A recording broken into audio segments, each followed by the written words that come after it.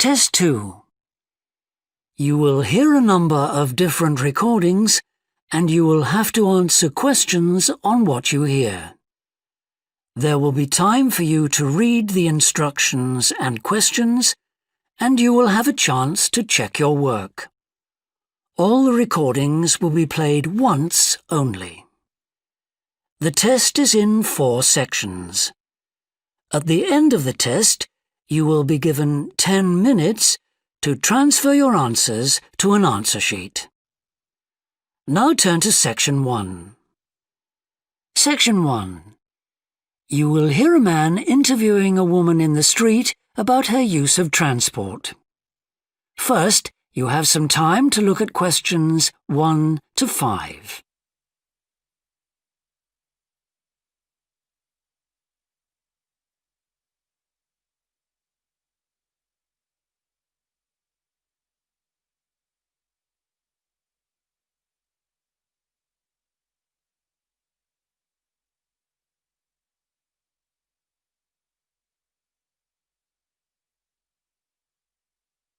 You will see that there is an example that has been done for you. On this occasion only, the conversation relating to this will be played first. Excuse me? Yes? I wonder if you could spare a few minutes to do a survey on transport. It won't take long. No, that's fine. Oh, lovely. The survey is on behalf of the local council. They'd like to know about what transport you use and any suggestions for improvement. Can I start by asking you how you travelled to town today? Sure, I came on the bus. The woman travelled to town by bus, so bus has been written in the space. Now we shall begin. You should answer the questions as you listen, because you will not hear the recording a second time. Listen carefully and answer questions 1 to 5. Excuse me? Yes? I wonder if you could spare a few minutes to do a survey on transport. It won't take long. No, that's fine. Oh, lovely. The survey is on behalf of the local council. They'd like to know about what transport you use and any suggestions for improvement. Can I start by asking you how you travelled to town today? Sure, I came on the bus. Great. Now, can I get a few details about yourself? OK. What's your name? It's Louisa. Yes. Hardy. Can you spell that, please? Yes, it's Hardie. Great, thanks. And can I have your address? It's 19 Whitestone Road. Oh, right, I know that area. It's Bradfield, isn't it? That's right. Is the postcode GT7? It's actually GT8 2LC. Great. And could I ask what your job is? Are you a student? I've actually just finished my training. I'm a hairdresser. Oh, right. And one more question in this section. What is the reason for you coming into town today? Actually, it's not for shopping today, which would be my normal reason, but to see the dentist. Right. Thanks. Before you hear the rest of the interview, you have some time to look at questions 6 to 10.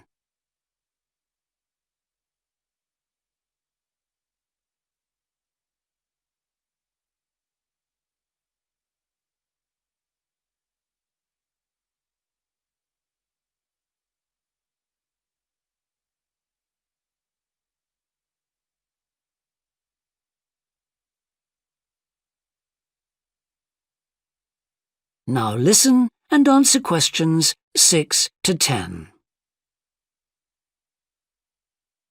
Now, in this last section, I'd like you to give us some ideas about the facilities and arrangements in the city for getting to and from work.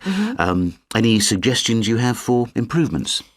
Well, something I've thought about for some time is that when I do walk and I'm doing a later shift, I think the lighting should be better. Yes, good point. And of course, I think it's a real shame they've been cutting down on the number of footpaths. They should have more of those. Then people would walk more. Yes, right.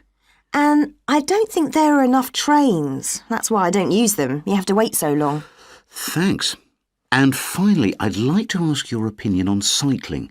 As you may know, there's a drive in the city to get more people to cycle to work. Right. But we realise that there are things which the council, but also employers, might do to help encourage workers to cycle to work. Yeah. Well, I have thought about it, and where I work, there are no safe places to leave your bikes. OK. And also, I'd have to cycle uphill, and on a hot day, I'd arrive at work pretty sweaty, so I think I'd need a shower somewhere at work. Right. And I suppose the last thing is that I wouldn't be all that confident about cycling on such busy roads. I think I'd like to see you offering training for that. You know, I'd feel a lot better about starting if that was the case. Well, that's very helpful. Thank you very much for your time. No problem. Bye. That is the end of section 1. You now have half a minute to check your answers.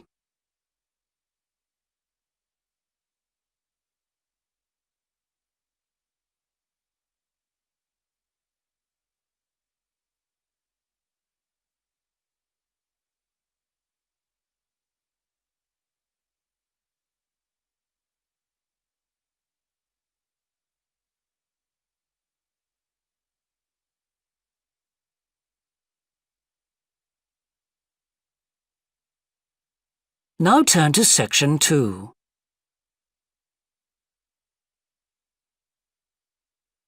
Section 2. You will hear a representative of a city council giving information about 2 new facilities which are opening soon in the city.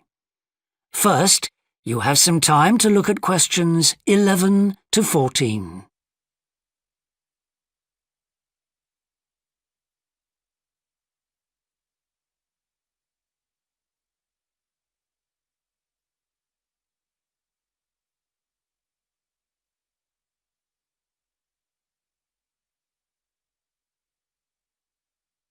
Now listen carefully and answer questions 11 to 14. Good morning. I'm very pleased to have this opportunity to say a little about 2 exciting new developments in the city: the Brackenside open-air swimming pool and the Children's Adventure Playground in Central Park. As many of you may know, the idea for these initiatives came from you, the public, in the extensive consultation exercise which the City Council conducted last year. And they have been realised using money from the SWRDC, the South West Regional Development Commission. First of all, Brackenside Pool. As many of the older members of the audience will remember, there used to be a wonderful open-air pool on the seafront 30 years ago, but it had to close when it was judged to be unsafe. For the design of this new heated pool, we were very happy to secure the talents of internationally renowned architect Ellen Wendon, who has managed to combine a charming 1930s design, which fits in so well with many of the other buildings in the area, with up-to-the-minute features such as a recycling system, the only one of its kind in the world, which enables seawater to be used in the pool. Now, there's been quite a bit of discussion in the local press about whether there would be enough room for the number of visitors we're hoping to attract, but the design is deceptive, and there have been rigorous checks about capacity. Also, just in case you were wondering, we're on schedule for a June the 15th opening date, and well within budget, a testimony to the excellent work of local contractors Hickman's. We hope that as many people as possible will be there on June the 15th.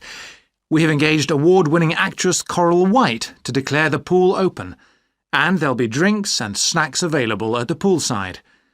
There'll also be a competition for the public to decide on the sculpture we plan to have at the entrance. You will decide which famous historical figure from the city we should have.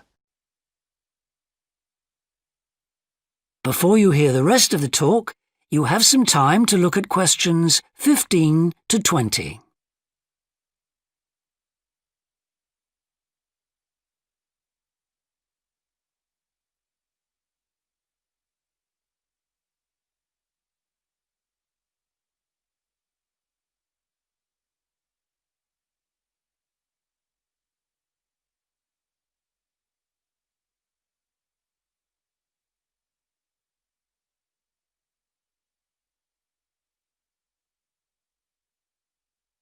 Now listen and answer questions 15 to 20.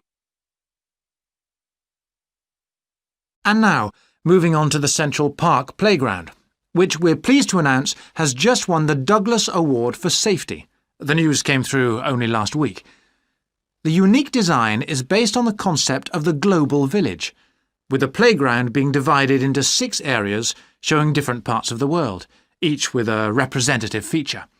For example, there is a section on Asia, and this is represented by rides and equipment in the shape of snakes, orangutans, tigers and so on, fauna native to the forests of the region. Moving south to the Antarctic, we couldn't run to an ice rink, I'm afraid, but opted instead for climbing blocks in the shape of mountains. I thought they could have had slides for the glaciers, but the designers did want to avoid being too literal. Then on to South America, and here the theme is El Dorado, games replicating the search for mines full of precious stones. And then, moving up to North America, here there was considerable debate. I know the contribution of cinema and jazz was considered, but the designers finally opted for rockets and the International Space Station. Eastwards to Europe then, and perhaps the most traditional choice of all the areas, medieval castles and other fortifications. Then last but not least, moving south to Africa, and a whole set of wonderful mosaics and trails to represent the great rivers of this fascinating and varied continent. Now, the opening date for our global playground is the 10th of July, and again, we'd love to see you there. So, make a date and come and see this magnificent, original new amenity right in the heart of the city. That is the end of Section 2. You now have half a minute to check your answers.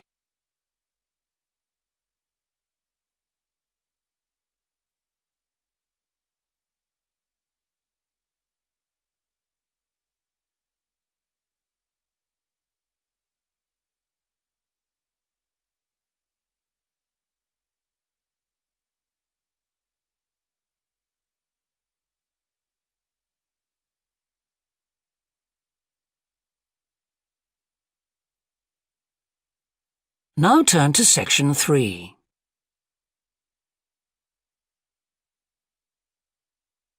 Section 3. You will hear 2 anthropology students called Victor and Olivia discussing their joint presentation about a Norwegian explorer called Thor Heyerdahl. First, you have some time to look at questions 21 to 24.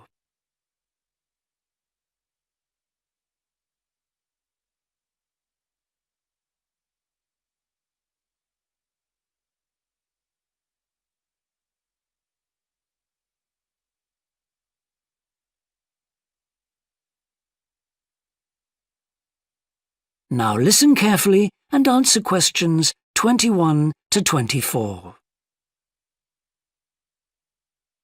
Right, well, for our presentation, shall I start with the early life of Thor Heyerdahl? Sure. Why don't you begin with describing the type of boy he was, especially his passion for collecting things? That's right. He had his own little museum. And I think it's unusual for children to develop their own values and not join in their parents' hobbies. I'm thinking of how Heyerdahl wouldn't go hunting with his dad, for example. Yeah, he preferred to learn about nature by listening to his mother read to him. And quite early on, he knew he wanted to become an explorer when he grew up. That came from his camping trips he went on in Norway, I think. No, it was climbing that he spent his time on as a young man. Oh, right. After university, he married a classmate, and together they decided to experience living on a small island to find out how harsh weather conditions shaped people's lifestyles. As part of their preparation, before they left home, they learnt basic survival skills, like building a shelter. I guess they needed that knowledge in order to live wild in a remote location with few inhabitants, cut off by the sea, which is what they were aiming to do. An important part of your talk should be the radical theory Heyerdahl formed from examining mysterious ancient carvings that he happened to find on the island. I think you should finish with that. Okay. Before you hear the rest of the discussion, you have some time to look at questions 25 to 30.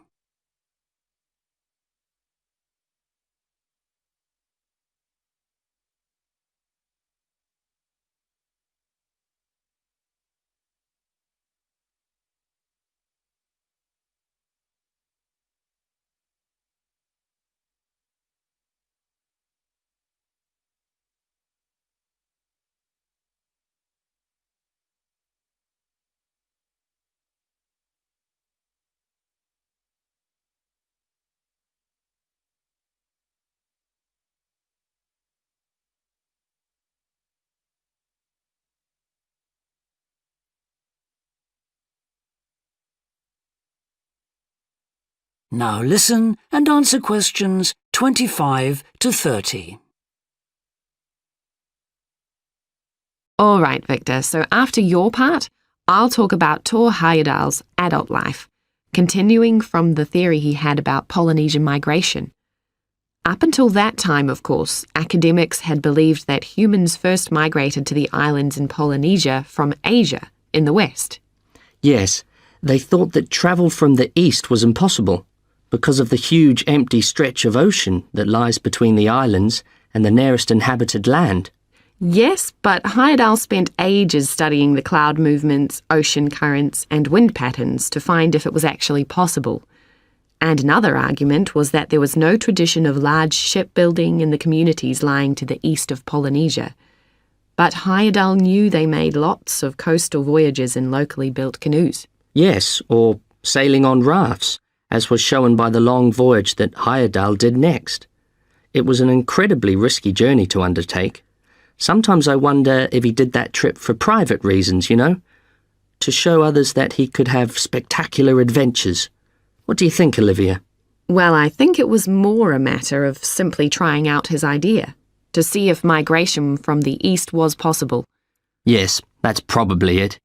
And the poor guy suffered a bit at that time because the war forced him to stop his work for some years. Yes. When he got started again and planned his epic voyage, do you think it was important to him that he achieve it before anyone else did? I haven't read anywhere that that was his motivation. The most important factor seems to have been that he used only ancient techniques and local materials to build his raft. Yes. I wonder how fast it went. Well, it took them 97 days from South America to the Pacific Islands. And after that, Heyerdahl went to Easter Island, didn't he? We should mention the purpose of that trip. I think he sailed there in a boat made out of reeds. No, that was later on in Egypt, Olivia. Oh, yes, that's right. But what he wanted to do was talk to the local people about their old stone carvings and then make one himself to learn more about the process. I see. Well, what a great life. Even though many of his theories have been disproven, he certainly left a lasting impression on many disciplines, didn't he? To my mind, he was the first person to establish what modern academics call practical archaeology. I mean that they try to recreate something from the past today, like he did with his raft trip. It's unfortunate that his ideas about where Polynesians originated from have been completely discredited. Yes. Right, well, I'll prepare a PowerPoint slide at the end that acknowledges our sources. I mainly used The Life and Work of Thor Heyerdahl by William Oliver. I thought the research methods he used were very sound, although I must say I found the overall tone somewhat old-fashioned. I think they need to do a new, revised edition. Yeah, I agree. What about the subject matter? I found it really challenging. Well, it's a complex issue. I thought the book had lots of good points. What did you think of the illustration? That is the end of section 3. You now have half a minute to check your answers.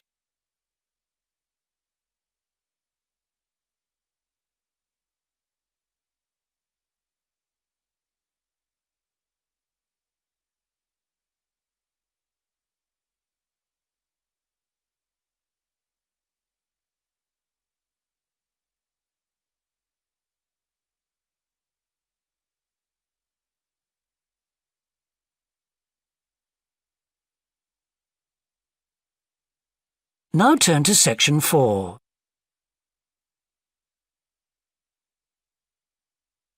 Section 4. You will hear a business student predicting how management might change in the next few years. First, you have some time to look at questions 31 to 40.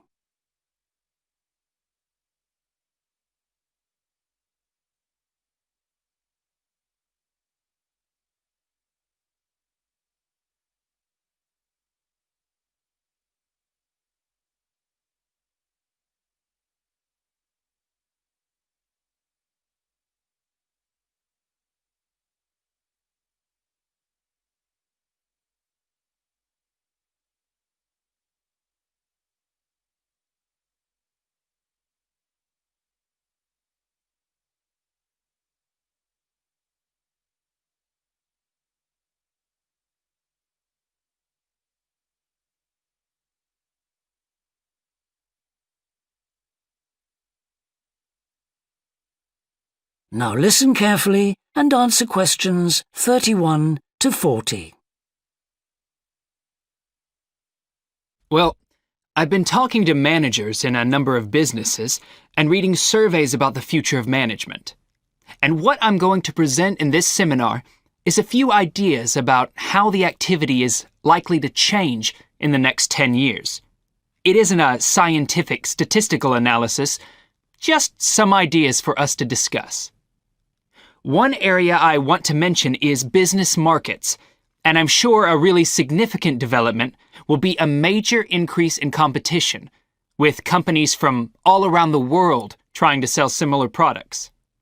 Consumers will have much more choice. For instance, food products sold in Australia might be manufactured in the USA, China, Finland, and dozens of other countries. At the same time, mergers and takeovers mean that governments are actually losing power to major global corporations. We can probably all think of companies that exert a great deal of influence, which may be good for consumers. A third point I want to make about markets is that in the rapidly expanding economies, such as India, China, Brazil, and Russia, demand is growing very fast. This is putting pressure on resources all over the world. I think businesses are becoming more open to external influences. In particular, companies are consulting customers more and more before making their business decisions. Companies are finding out what they want and providing it, instead of making products and then trying to sell them, which is the model of years ago. Another influence is that concerns about the environment will force manufacturers to extend product life cycles to reduce the amount of pollution and waste. And, in some cases, regulation will need to be strengthened. Many societies are much more fluid and democratic, and the structure of companies is changing to reflect that. I think we're going to see a greater emphasis within companies on teams created with a specific project in mind. And when they're completed, the teams will be disbanded and new ones formed. More and more people see work as simply one part of their lifestyle, and not the most important one.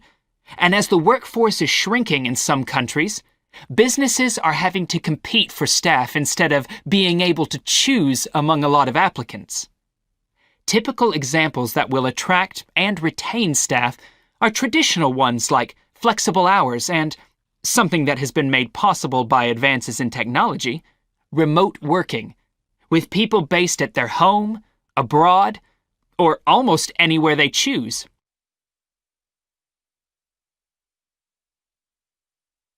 Management styles will almost certainly continue to change. Senior managers will require a lot more than the efficiency that they've always needed. Above all, they'll need great skills in leadership so that their organization can initiate and respond to change in a fast-moving world where they face lots of competing requirements and potential conflicts. In most of the world, the senior managers of large businesses are mainly men in their 50s and 60s. The predominant style of management will almost certainly become more consultative and collaborative, caused, Above all, by more women moving into senior management positions. Many of the changes are influenced by developments in the wider economy. The traditional emphasis of business was manufacturing, and of course the service sector is very important. But we shouldn't overlook the growing financial contribution of IP, that is, intellectual property. Some books and films generate enormous sums from the sale of related DVDs, music, games, clothes, and so on. Another point I'd like to make is that although I've been talking about companies, one trend that they have to face is the move away from people working for the same employer for years. Instead, more and more people are becoming self-employed to gain the freedom and control over their lives that they're unlikely to get from being employed. Okay, well, that's all I want to say, so let's open it up for discussion. That is the end of section 4. You now have half a minute to check your answers.